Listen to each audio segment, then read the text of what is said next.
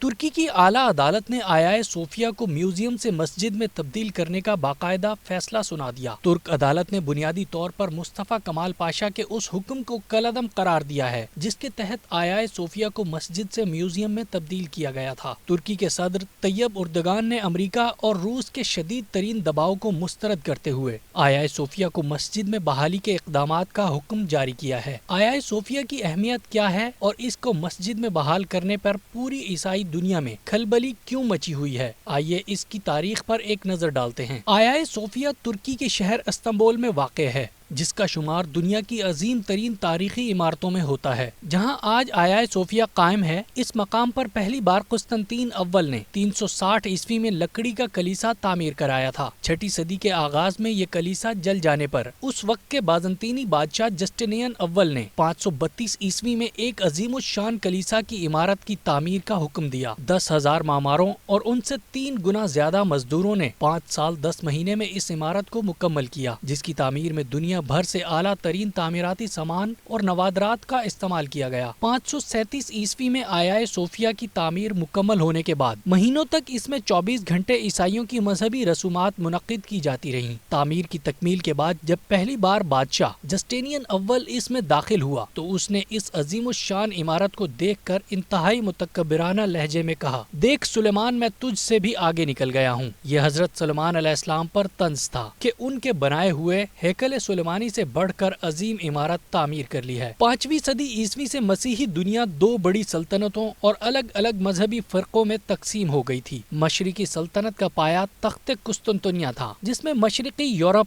بلقان، یونان، ایشیائی کوچک، شام، مصر اور حبشہ وغیرہ کے علاقے شامل تھے۔ ان کا فرقہ مشرقی آرتھوڈاکس کہلاتا تھا جس کا سب سے بڑا مذہبی پیشوا بطریرک تھا۔ دوسری مذہبی سلطنت کا مرکز روم تھا۔ اس نسبت سے یہ فرقہ روم کیتھولک کہا جاتا ہے جس کا سب سے بڑا مذہبی پیشوا پوپ ہے۔ اگلے 900 سال تک آیا صوفیہ مشرقی آرتھوڈاکس کلیسا کا عالمی مرکز اور فرقے کے سربراہ یعنی بطریرک کی رہائش رہی۔ اسی نسبت سے تقریباً نصف مسیحی دنیا آیا صوفیہ کو اپنی مقدس ترین عبادت گاہ سمجھتی تھی۔ آج بھی مشرقی آرتھوڈاکس کلیسا کے سربراہ کلیسائے قسطنطنیہ کہلاتے ہیں۔ عیسائیوں کا یہ عقیدہ تھا کہ کوئی غیر عیسائی قسطنطنیہ شہر پر کبھی قبضہ نہیں کر سکے گا۔ اگر کبھی کوئی دشمن شہر میں داخل بھی ہو گیا تو بھی آیا صوفیہ میں داخل نہیں ہو سکے گا۔ مشرقی کلیسا کے ماننے والے عیسائیوں میں ایک الہامی بشارت زبان زد عام تھی۔ اگر کوئی دشمن کبھی قسطنطنیہ کی فصیلیں توڑ کر اندر بھی آ گیا تو بھی جب وہ آیا صوفیہ میں داخلے کے لیے قسطنطنیہ کے ستون کے پاس پہنچے گا تو آسمان سے ایک فرشتہ ہاتھ میں تلوار لیے نازل ہوگا۔ وہ اس آسمانی ہتھیار سے ناپاک دشمنوں کو فنا کر دے گا۔ پھر یہی فرشتہ بازنطین کی سلطنت ایک ایسے غریب عیسائی کے حوالے کر دے گا جو اس وقت اس ستون کے پاس بیٹھا ہوگا۔ یوں عیسائیت کی شکست فتح میں بدل جائے گی۔ سلطنت عثمانیہ کے 7ویں سلطان محمد الثانی نے 6 اپریل 1453 کو 21 سال کی عمر میں قسطنطنیہ کا محاصرہ کیا۔ یہ ناقابل تسخیر سمجھے جانے والے اس شہر کا 24واں محاصرہ تھا۔ 54 روز کے سخت محاصرے کے بعد 29 مئی 1453 جو اسلامی تقویم کے حساب سے 20 جمادی الاول اور بدھ کا روز تھا، سلطان نے فجر کی نماز کے بعد اعلان کیا کہ انشاءاللہ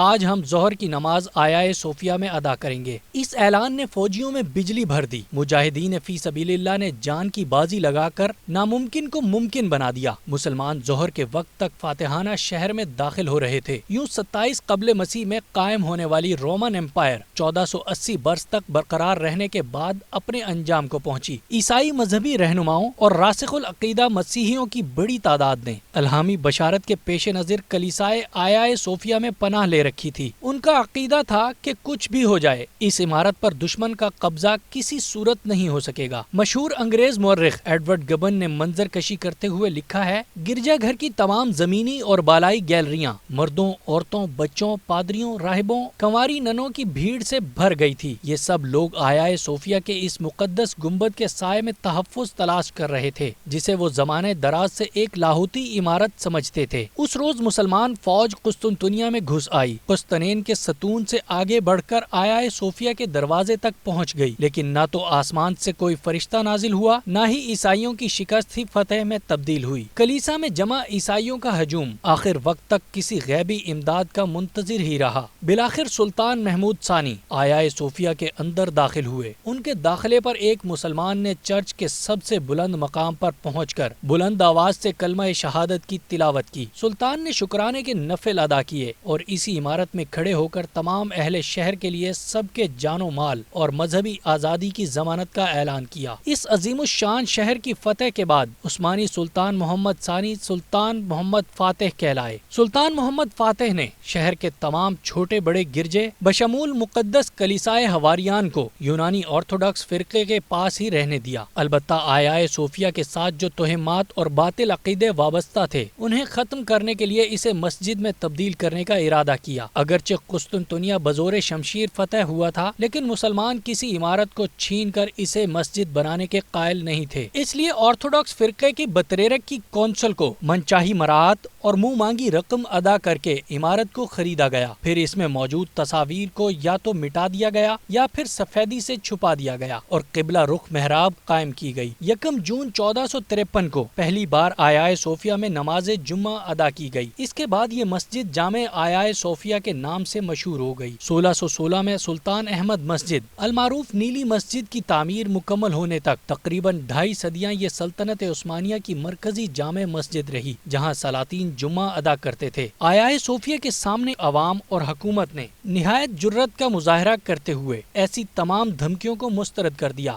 وہ دن دور نہیں جب جامع آیا صوفیہ میں پھر سے اللہ کی کبریائی کے نغمے گونجا کریں گے۔